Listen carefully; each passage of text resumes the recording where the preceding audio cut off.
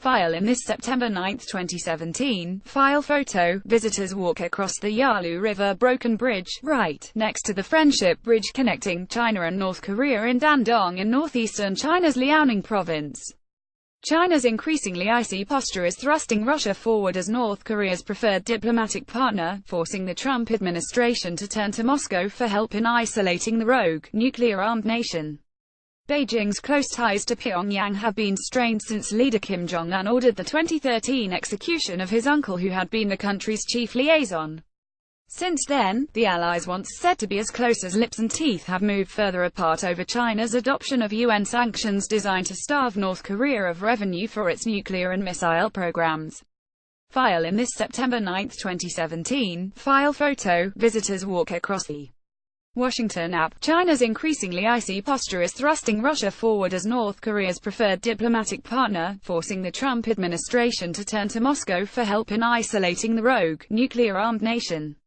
Beijing's close ties to Pyongyang have been strained since leader Kim Jong-un ordered the 2013 execution of his uncle, who had been the country's chief liaison. Since then, the allies, once said to be as close as lips and teeth, have moved further apart over China's adoption of UN sanctions designed to starve North Korea of revenue for its nuclear and missile programs. But China isn't North Korea's only traditionally friendly neighbor. And for the United States, Russia's increased importance comes at an uncomfortable time. The State Department on Friday warned countries and companies around the world they risk being blacklisted if they do business with dozens of Russian firms. Investigations also continue into allegations Russia interfered in last year's U.S. presidential election.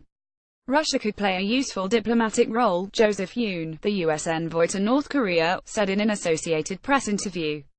If Russia does a unified message with the US, China, South Korea and Japan that the US is not interested in regime change but rather we want to resolve the WMD issue, they can help better than anyone else to convince them of that.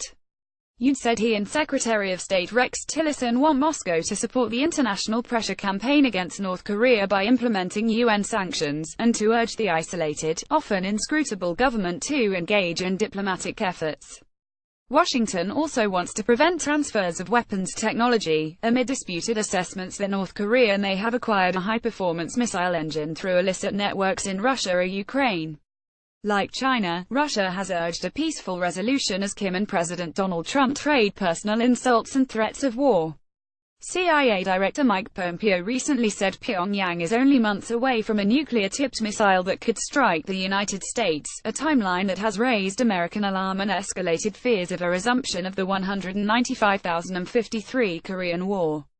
In the meantime, Russia has cast itself as a potential go-between. Cho Son-wei, Director General of the North America Bureau at North Korea's Foreign Ministry, has visited Moscow twice in the past month, most recently to attend a non-proliferation conference where she spoke on a panel alongside a non-governmental American expert and a senior Russian diplomat. Russian Foreign Minister Sergei Lavrov opened the event. Cho also met with Russia's ambassador to North Korea in Pyongyang last month.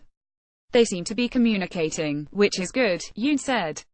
Suzanne DiMaggio, the American expert who sat on the panel with Cho, said if you look at all the major players in this crisis, the only one with a working relationship with Pyongyang is Moscow. Moscow appears to be positioning itself to play an intermediary role, she said. Whether that's looked upon favorably by the U.S. administration remains to be seen. Cho told the conference that North Korea wants to develop its nuclear and missile capabilities until they reach a balance of power with the United States. But DiMaggio said it was also apparent the North Koreans want to keep channels of communication open. That's where Russia could come in. It has participated in past nuclear diplomacy and was among 6 nations involved in aid for disarmament talks that collapsed almost a decade ago. While the North's ties with China have slumped, relations with Russia remain comparatively smooth.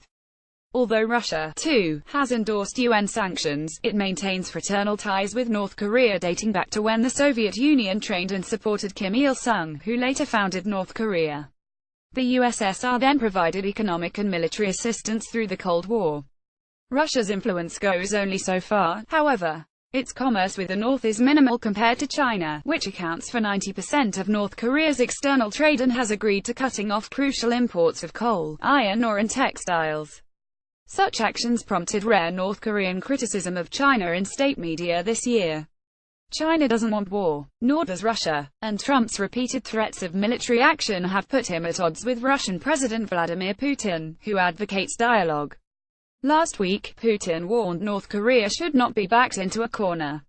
Trump responded this week by criticizing Russia's level of cooperation, saying it has hurt U.S. efforts while China had helped. With improved U.S.-Russian relations, Trump told Fox Business Network, "I think that North Korean situation would be easier settled." Putin's spokesman told the app Putin sees things similarly. Better ties could help crises including North Korea, Dmitry Peskov said. So far, Moscow hasn't threatened to stymie coordinated efforts over separate gripes with Washington. But as relations sours, involving even staff eliminations at each other's diplomatic offices, it's unclear if they can continue compartmentalizing their cooperation. One bone of contention concerns the North Korean laborers in Russia that send significant money back to their government. A larger question is how Russia might bridge the US-North Korean divide. Both reject Chinese and Russian proposals for North Korea to stop nuclear and missile tests if the US and South Korea abandon joint military exercises.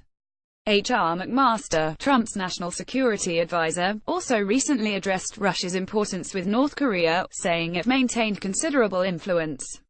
At a security forum last week, he urged Moscow to help convince Kim Jong-un and his regime to move toward denuclearization of the peninsula as really a last chance to avoid severe consequences. Andrei Lankov, a veteran Russian scholar of Korean policy at Kookmin University in Seoul, said Moscow wants to avoid a conflict and reinforce its prestige as an international player. Russia is a status quo power when it comes to the Koreas, and the war is its worst nightmare, he said. Associated Press writer Natalia Vasilieva in Moscow contributed.